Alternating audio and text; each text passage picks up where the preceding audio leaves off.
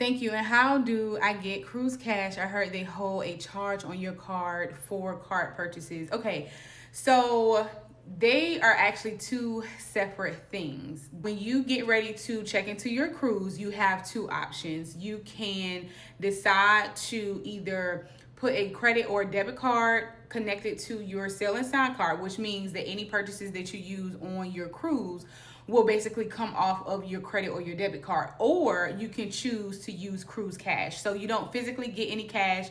Cruise Cash is just more so of like a credit that goes onto your account. They have several different categories. So you can do Cruise Cash for like a general.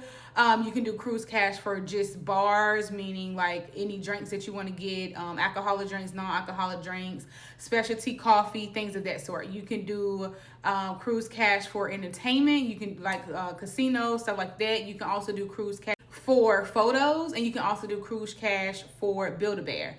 You can put the cash up there in the amounts of either $25, $50, $75, or $100. I'm going to ask you in reference to like the quantity of that. So let's just say, for instance, you say, hey, I want to go ahead and I put 100 up there. Okay, and then for the quantity, you can leave it as 1, or you can change the quantity either to 2, 3, 4, or 5. So if you put quantity 5, then you're going to do basically 100 times 5, which means it's going to be $500 on your sail and sign card. Okay, now you will use either your credit or your debit card to pay for that, or you can also add cash into, it's kind of like an ATM machine, and you can put cash on your sailing card that way.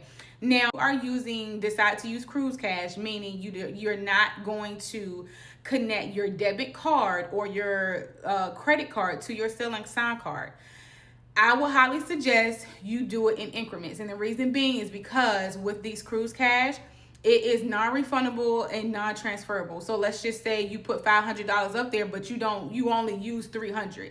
That additional $200 is gone. It's forfeited.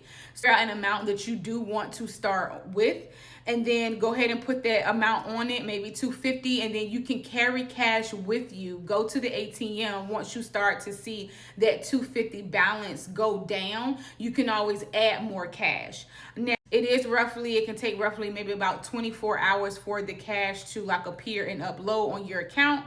I've heard sometimes some people have seen it appear less than 24 hours, but the general standard is 24 hours for it to upload. The thing that I would say is Cruise Cash is limited to $500 per category per state room. You can't transfer like your funds from the Cruise Cash bar to the Cruise Cash entertainment. Once you put it on a specific category, then it will stay in that category. So I don't personally use Cruise Cash. I always just connect my credit card to it. But I will say, if you do decide to do that, then I would suggest maybe kind of go with like the general Cruise Cash, because you don't have to necessarily pick a particular category. If you want to just use it for general, you can use it for general, and then that way you can use it for everything. If that does answer your question in reference to the hold on your card, I will do that in a different video.